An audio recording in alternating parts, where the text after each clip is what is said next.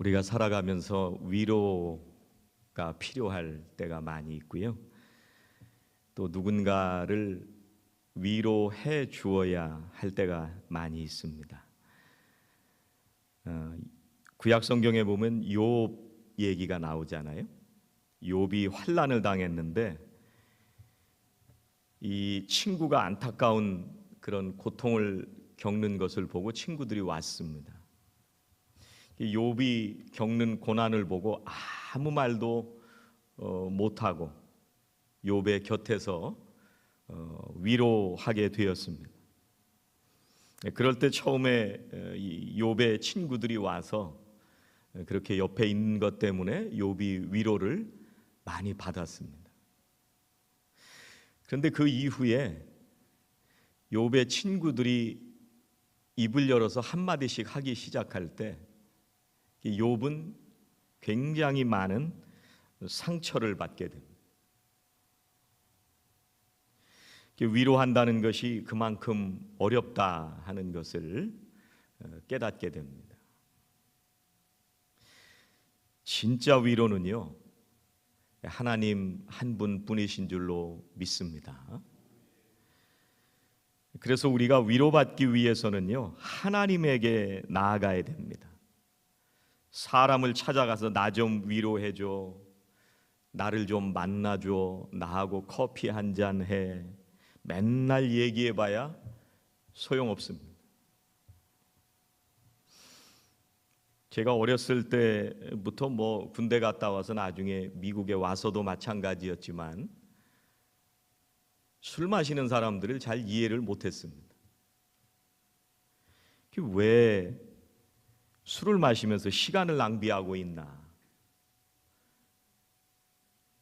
저는 위로라는 것이 그렇게 필요 없는 사람이었습니다.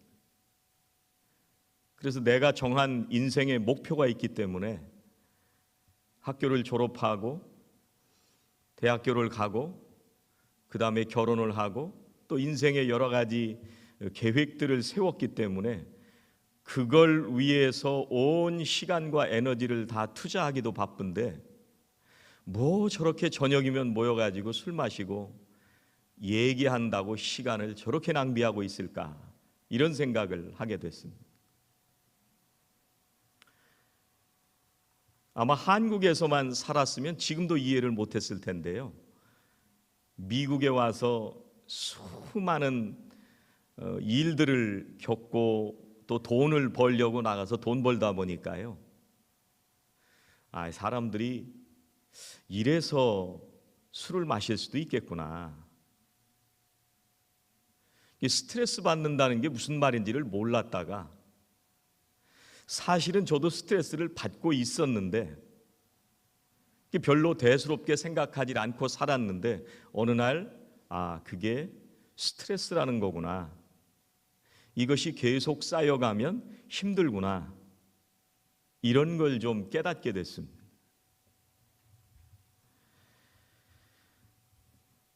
그런데요, 아무리 사람들에게 우리가 찾아가서 위로를 받으려고 해도요, 하나님만이 참된 위로자이신 줄로 믿습니다. 보혜사 성령님만이 우리의 참된 위로이십니다. 사람을 찾아가서 술 마시고 어떤 때는 마약을 하기도 하고 또 어떤 때는 세상에서 자극적인 걸 찾아서 위로받기를 원하지만요, 그게 겉으로는 도움이 되는 것 같은데 그 순간뿐이고 우리의 마음 깊은 곳에서부터 위로를 받을 수가 없습니다. 우리가 사람을 위로한다고 하지만은요, 오히려 위로하지 못할 때가 있습니다. 왜냐하면 우리가 완전하지 않기 때문에 그렇고요, 나를 위로하는 상대방도 완전하지 않기 때문에 그렇습니다. 그래서 오늘 9절 말씀 끝에 보면은 뭐라고 말씀하시냐면, 자기를 의지하지 말고 하나님만 의지하게 하심이라. 우리가 세상에서 환난이 닥쳐오고 고난이 닥쳐오고 어려움이 닥쳐오는 그걸 통해서 우리가 뭘 알게 되느냐면요, 우리가 세상에서는 위로받을 수 없구나, 하나님만 의지할 수밖에 없구나, 이걸 알게 해주신다는 거예요. 오늘 말씀에 모든 환난 중에 위로가 있다, 이렇게 말씀을 하시냐면 말씀하시는데요, 왜 그러냐면요, 우리가 연약하기 때문에 그렇습니다. 우리가 계속 환난만 겪기만 하고 고통을 겪기만 하면, 계속해서 우리가 고난을 겪기만 하면 우리는 넘어지고 깨어질 수밖에 없습니다. 그런데 하나님께서 우리를 위로해 주십니다. 하나님께서 우리를 다시 일어나게 하시고 다시 소망을 갖게 하십니다. 그래서 10절 말씀에 그가 이같이 큰 사망에서 우리를 건지셨고 또 건지실 것이며 이후에도 건지시기를 그에게 바라노라. 사도 바울이 이렇게 고백하고 있습니다. 오늘 사도 바울은 3절에서 이렇게 선포합니다. 찬송하리로다. 찬송하리로다. 뭘 찬송해야 되느냐, 그 말이 없지만 여기 찬송하라라는 말은, 이 말은 하나님에게만 쓰던 말입니다. 하나님을 찬송하라는 말입니다.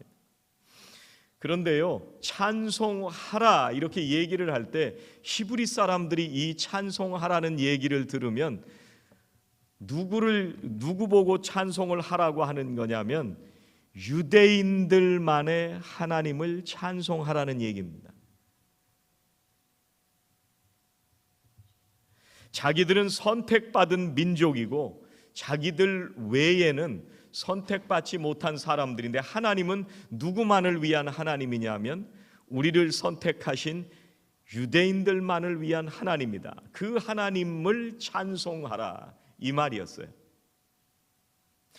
그런데 사도 바울이 오늘 이걸 헬란 말로 쓰면서 찬송하리로다라고 말씀을 하고 있는데, 이 하나님을 찬송하라고 할 때 어떤 하나님을 찬송하라고 하느냐면 그는 우리 주 예수 그리스도의 하나님이시다. 이 하나님을 찬송해라, 이렇게 선포하고 있습니다.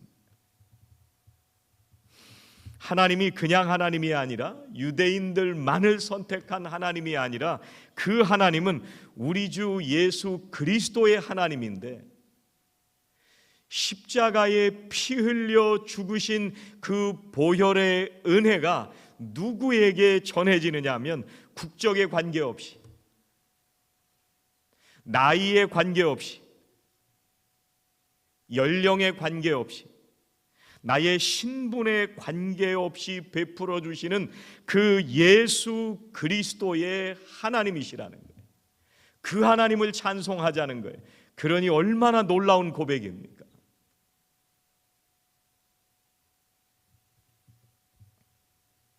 주님께서 십자가에 피 흘려 죽으심으로 인해서 나 같은 죄인도 하나님의 자녀가 되게 하신 그 하나님을 찬송하라고 선포하는 것입니다.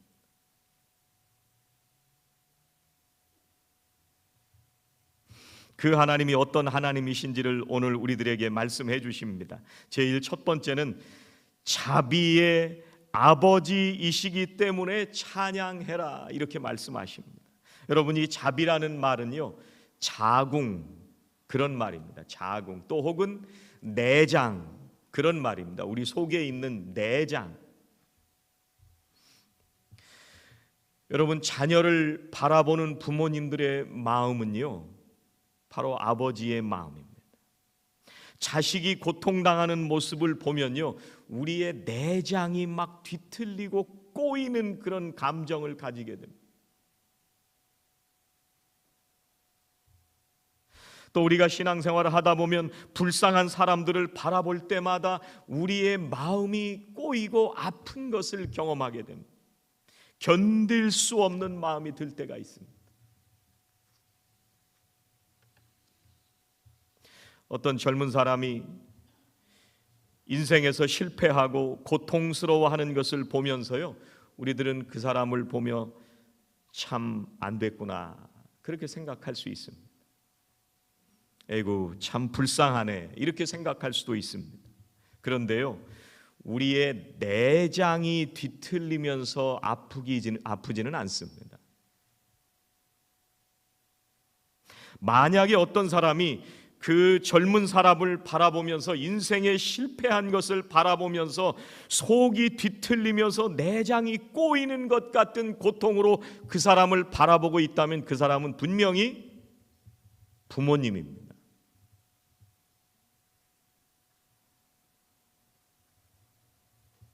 여러분, 또 이 자궁이라고 하는 것은요, 생명을 잉태하는 것이 자궁입니다. 그리고 때가 되면 해산하는 고통을 감내해야만 됩니다.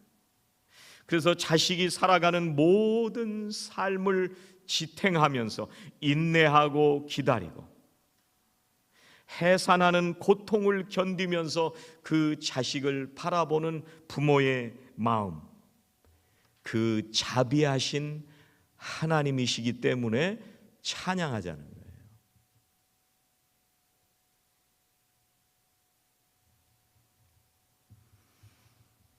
사도 바울이 하나님이 자비하신 하나님이시기 때문에 찬양하자고 할 때요, 책에서 본 얘기를 하는 게 아닙니다. 이론으로 배웠기 때문에 그 자비하신 하나님을 찬양하자는 얘기가 아닙니다. 오늘 말씀에도 있는 것처럼 복음을 전하기 위해서 온갖 고난을 겪으면서 죽음의 고비를 넘기면서 그 하나님의 위로를 경험했던 사도 바울은 그 하나님의 내장이 뒤틀리는 아버지의 마음을 알고 해산하는 고통과 또 자녀들의 아픔을 바라보시는 아버지의 마음을 경험하고 그 위로를 경험하고 나서 그 하나님을 찬양하라, 이렇게 선포하는 거예요.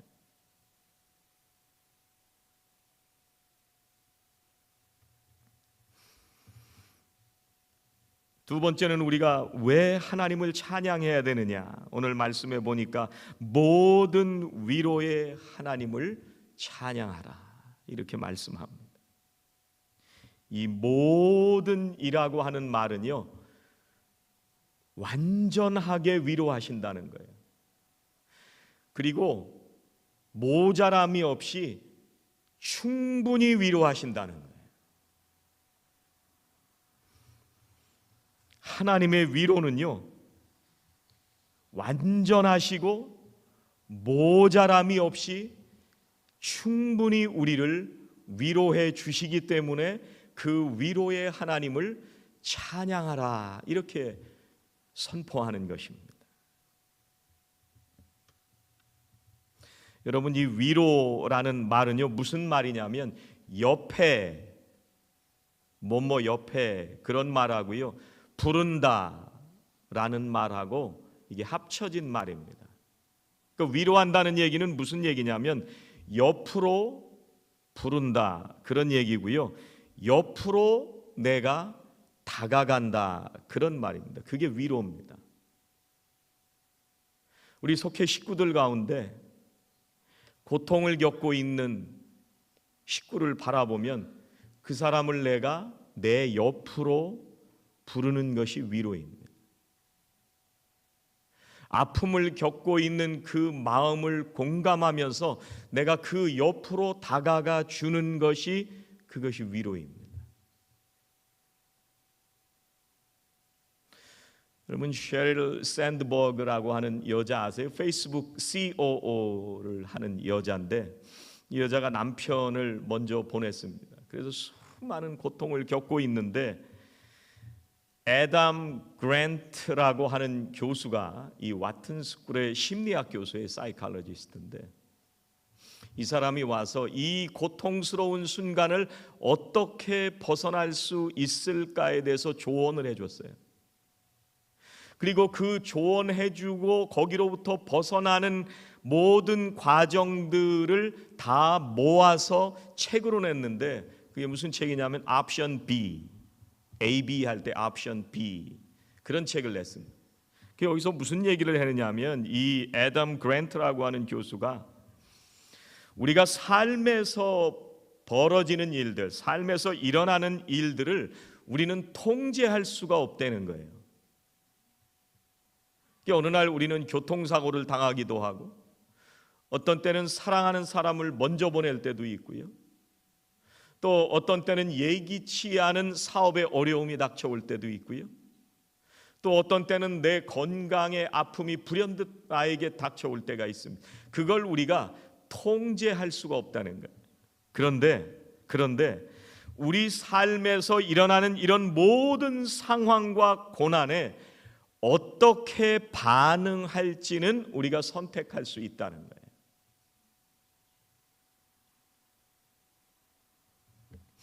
제일 먼저 우리들에게 일어나는 이 상황과 고난에 대해서 어떻게 반응해야 되느냐? 피하지 말라고 얘기를 합니다. 그리고 위로하는 사람도 에이 괜찮아, 그냥 다 지나가는 거야, 앞으로 더 좋은 일이 있을 거야, 그 고통과 고난스러운 그 삶을 피해가지 말라는 거예요. 딱 맞닥뜨리라는 거예요. 사람들이 어려움을 겪고 있는 사람들에게 다가가서 무슨 말을 할지 잘 모를 때가 많이 있습니다. 내가 위로를 하려다가 혹시 말을 실수하면 어떡하지? 저 사람은 그래도 친구가 많으니까 다른 사람이 위로해 줄 거야, 이렇게 생각을 하면서 피하지 말라는 거예요. 그리고 그 사람을 찾아가서 위로할 때는 그 아픔과 고통을 인정하자는 거예요. 그 상처받은 것을 무시하지 말자는 거예요. 그 상처가 있다고 하는 것을, 그것이 나에게 얼마나 스트레스고 그게 얼마나 나에게 아픔으로 오는지를 공감하자는 거예요. 그건 있어요. 없는 게 아니라 분명히 있습니다. 그런데 무슨 말을 해줘야 되냐면, 뭐라고 얘기를 해야 되냐면, 언제든지 말하고 싶은 게 있으면 나한테 말을 하세요. 지금도 좋고 나중에도 좋습니다. 당신이 도움이 필요하면 뭐든지 나에게 말하세요. 내가 네 곁에 있어 줄게. 내가 그 사람 곁에 있다는 것을 알려주고 그 사람이 나에게 말할 수 있을 때까지 기다려주는, 이게 인내라고 얘기를 합니다. 위로라고 얘기를 합니다.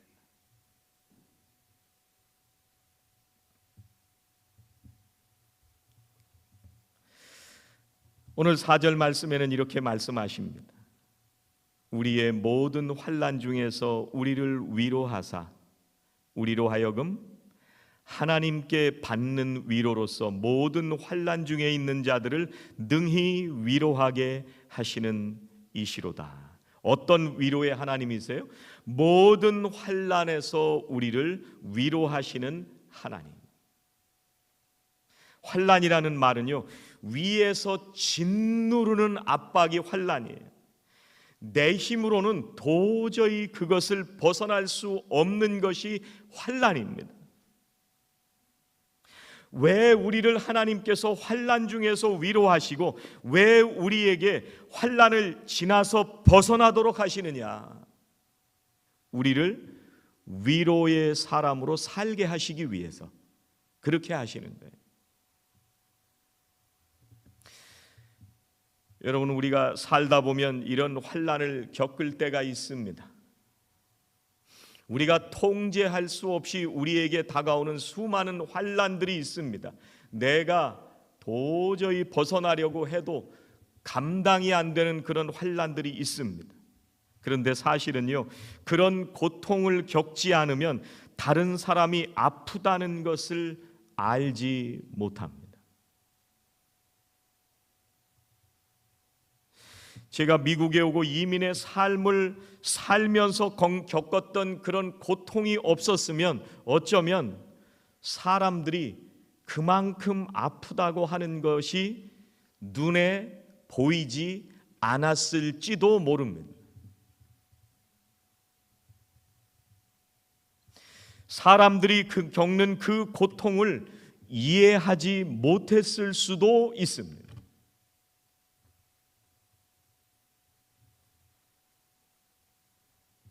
아픈 사람을 보면서 내가 눈물을 흘리고요, 어려움을 겪는 사람을 보면서 내가 가슴 아파하는 걸 보면 그 마음으로 그 사람이 겪는 마음을 이해하게 해주십니다.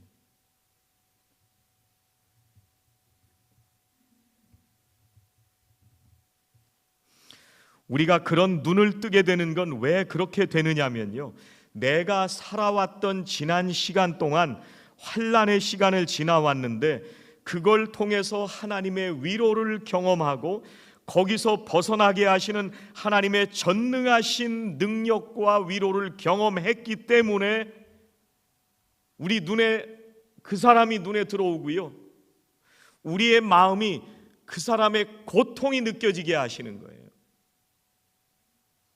그래서 우리가 성숙한 그리스도인으로 살도록 해주신 것입니다.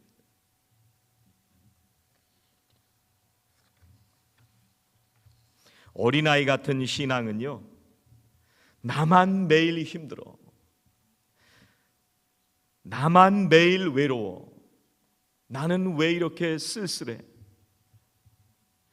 다른 사람들이 다 잘못했다고 생각하고요, 나는 맨날 피해자라고 생각하고요, 매일 나만 고통당한다고 생각하면서 사는 사람은 아직 어린아이 같은 신앙에 머물러 있는 사람입니다.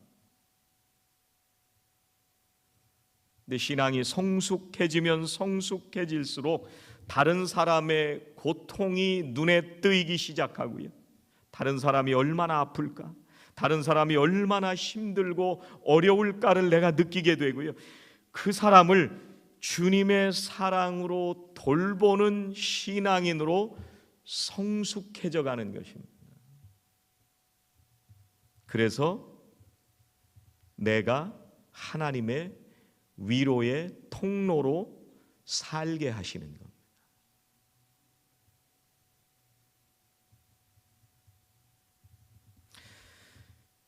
여러분, 우리가 겪는 고난 중에서 우리들은 눈물을 흘릴 때가 있습니다. 우리가 눈물을 흘릴 때 하나님께서는 우리들에게 새로운 것을 보여주십니다.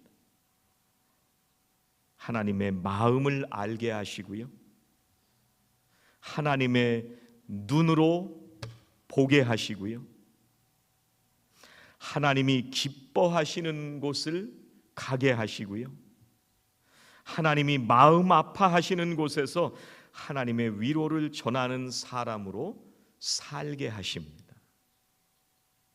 하나님의 마음을 아는 사람만이 그 일을 하게 되는 것입니다.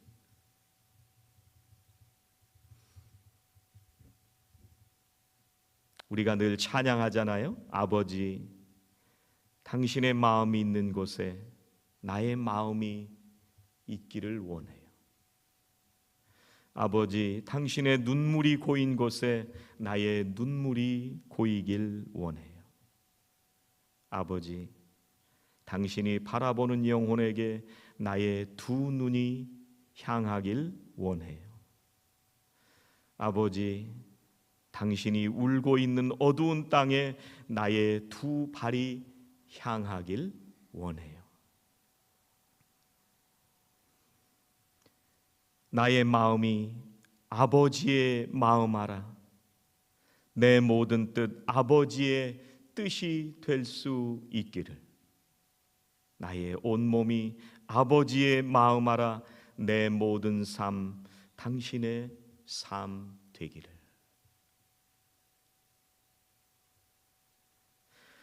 오늘 5절은 이렇게 말씀합니다. 그리스도의 고난이 우리에게 넘친 것 같이 우리가 받는 위로도 그리스도로 말미암아 넘치는도다.